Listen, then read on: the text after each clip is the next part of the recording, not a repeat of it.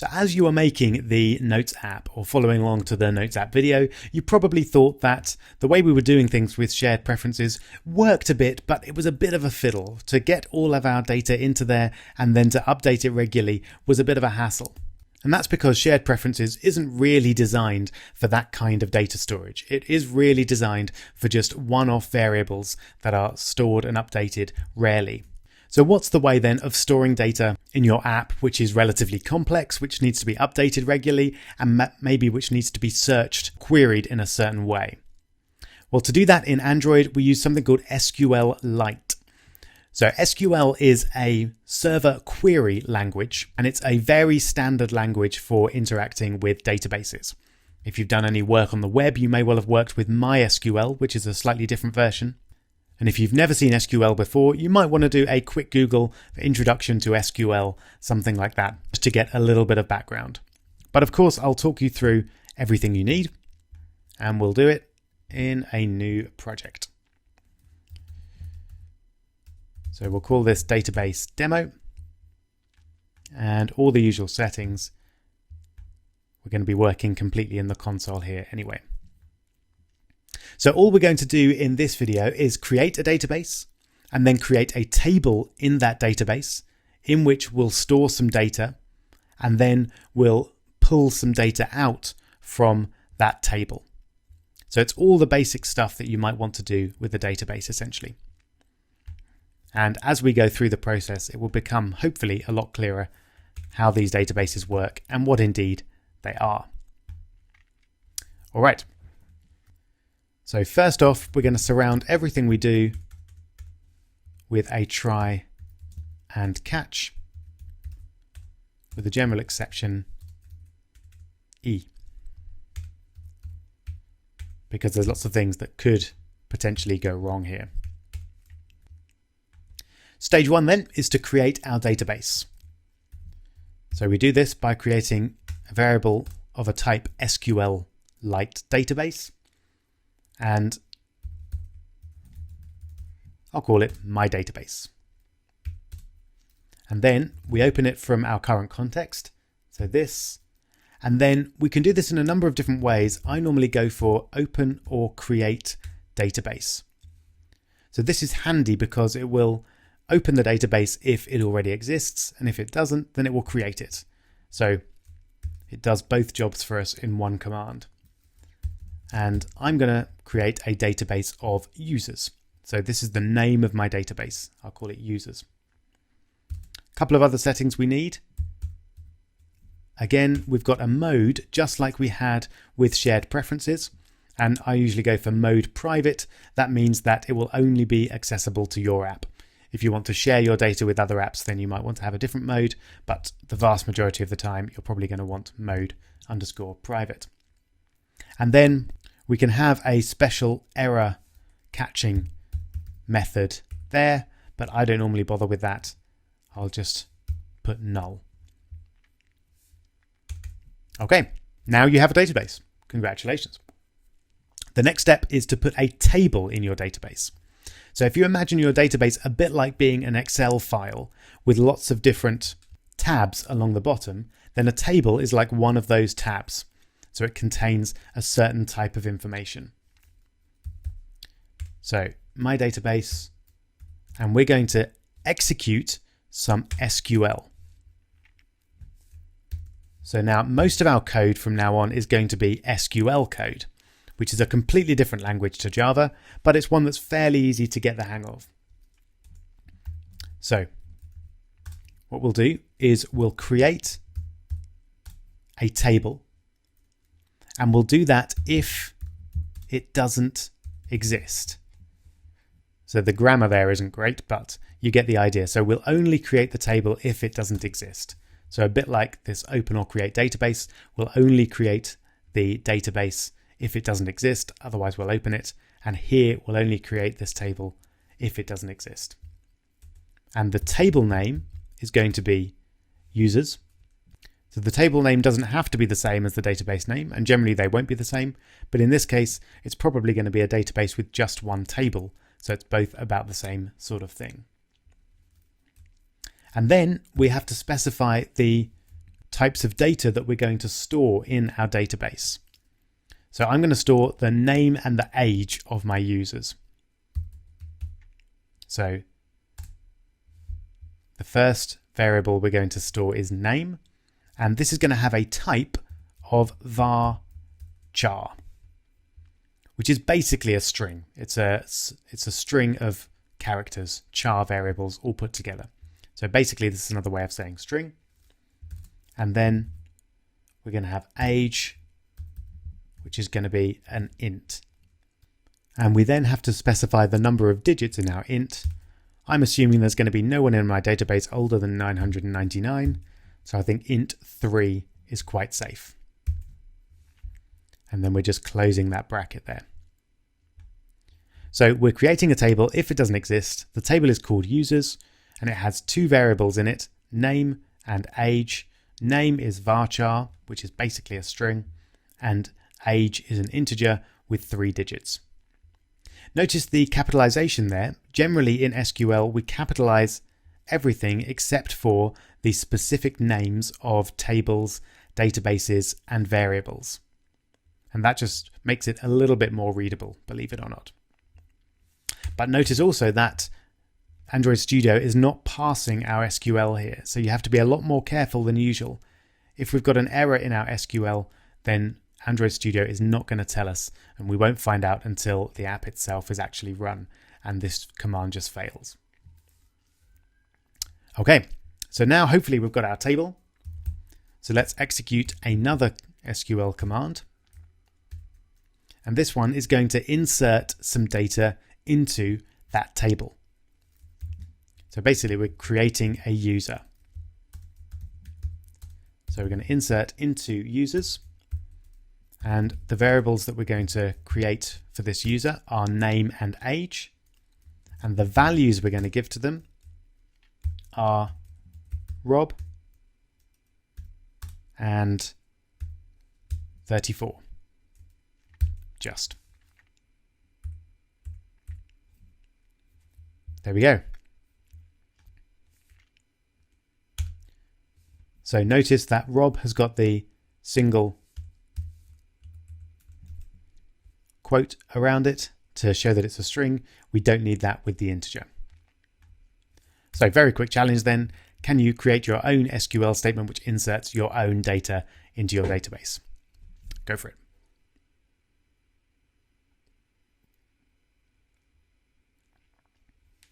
All right, I'm sure you managed that.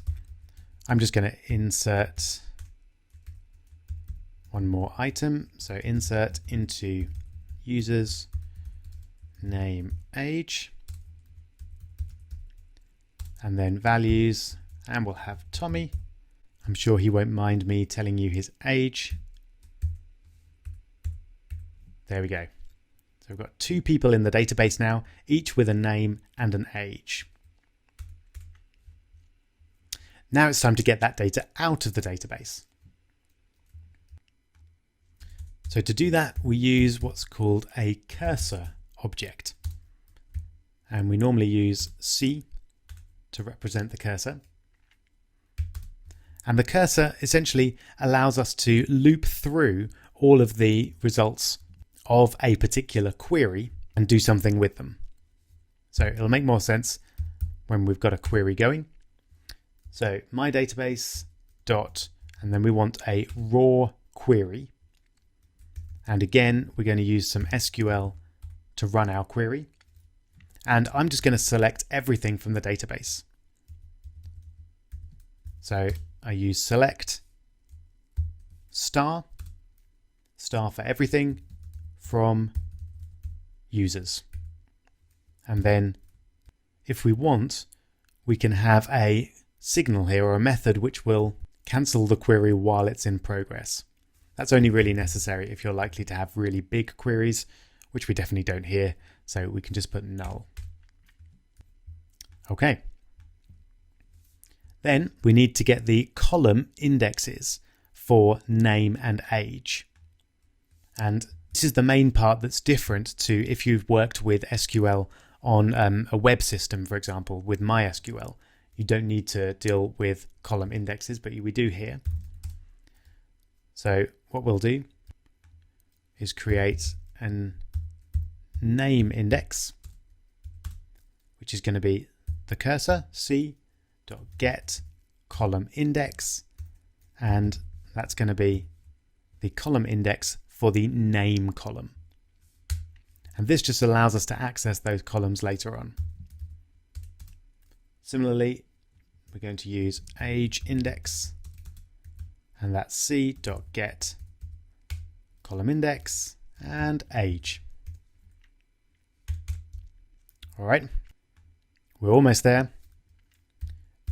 Next, we take our cursor and we move to the first result, which presumably is going to be me.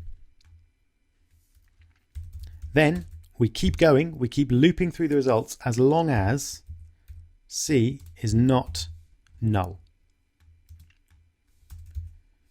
So if for example we didn't have these two lines in there and we run this code, then C would be null right from the start because there's nothing in the user's table. But we're expecting this to happen twice, once for Rob and once for Tommy. So then we just want to get the content of that. So for now, we'll log the name and we use C for cursor.get string. And notice again, we need to specify the correct data type. And we're going to get the string from the name index. Okay, very quick challenge then. Can you get the age and print it to the logs? Go for it.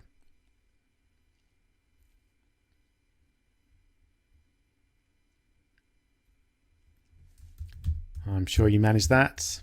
So we're just going to log age and then c.get int and then age index. That is of course an integer, so we need to convert it to a string using integer.toString and then brackets around our code. And then finally, we tell C to move on to the next result. And then that will loop round and round until it's all done, and then it will stop. And that's it. So in just under, 10 minutes or so there, we've done pretty well. We've created our database. We've created a table within that database, inserted 2 users into it, selected all the users from it, and then got the indexes of the various columns in the table. And then we've looped through all of the results and printed them to the logs. I shouldn't say that too confidently until we've actually done it, but I think we should be okay. So we'll run that on the emulator.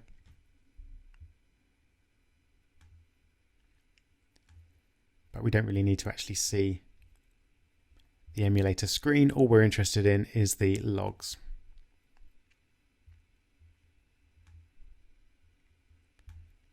Let's change to info.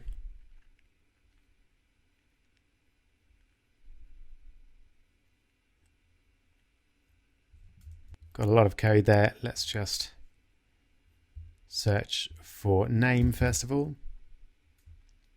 And there we go. You've got Saranga, which was from a test I did earlier, and then Rob and Tommy. Fantastic. And then age. There we go. 34 and 4. Okay. So you probably know what's coming. I want you to, preferably without looking at this, although you probably need to look back once or twice, especially if you haven't worked with SQL before. I want you to create a database called events, which will have the name of a historical event of some sort, along with the year that it happened. And then insert 2 historical events and get the details of them and print them to the logs. Simple as that. Go for it.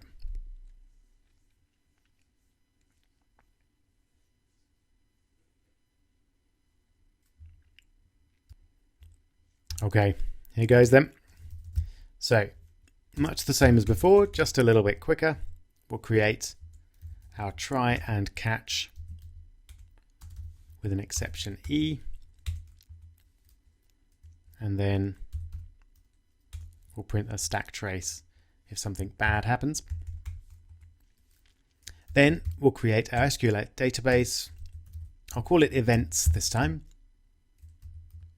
just to change things up a little bit. And we'll create it from the app context.open or create database. And we'll call it events. Private mode again, and we won't have our error handler or anything there. Then we'll execute some SQL, which will create a table if it doesn't exist. And that table will be events. Now, once again, don't be fooled into thinking that database names and table names are all the same. You might well have a big database and then lots of little tables within it. But when things are very simple, often the database name and the table name are very similar.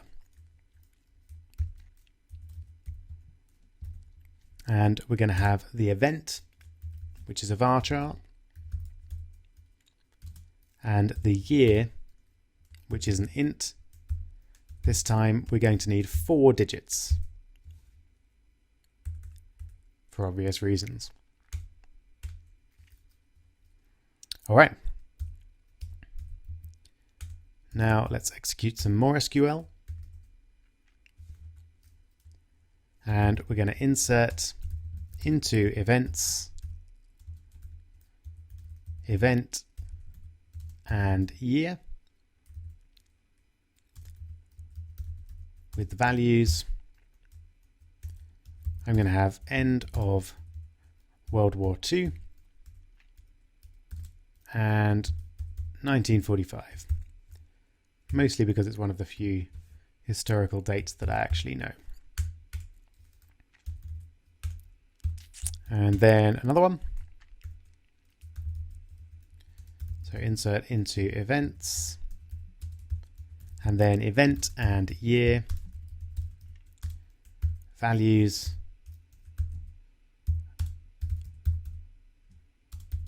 WHAM split up is what we're going to have this time. If you don't know who WHAM are, you must go and look them up. And it happened very sadly in 1986. And you can decide for yourself whether you think I had to look that date up. All right, so now we've got our data in there. We now need to get it out. So we're going to create our cursor, C. It's going to be a raw query. And again, we're just going to select everything from the events table. And we're not going to need to cancel that query while it's happening, so we can just put null there. Then we'll create our column indexes. So we've got event index, which is going to be c.get column index event, and same for year index, c.get column index year. Then we'll move to the first result in the results set, and we'll keep going as long as C is not null, which will hopefully be twice. And then we'll log. This time I'm going to put results event so that I can do a nice easy search for them. And then c.get string event index, and of course results year, c.get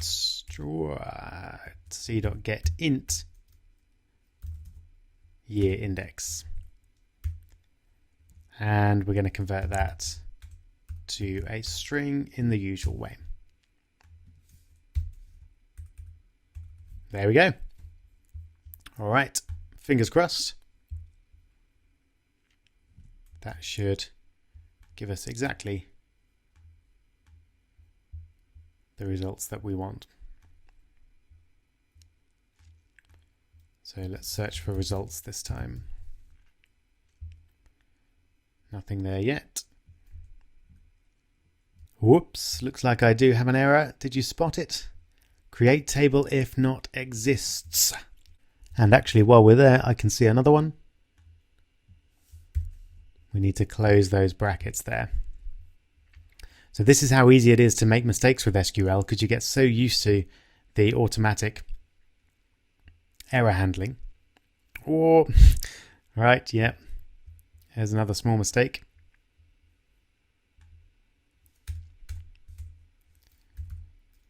Don't forget to move C to the next result. Otherwise, your results will go on forever.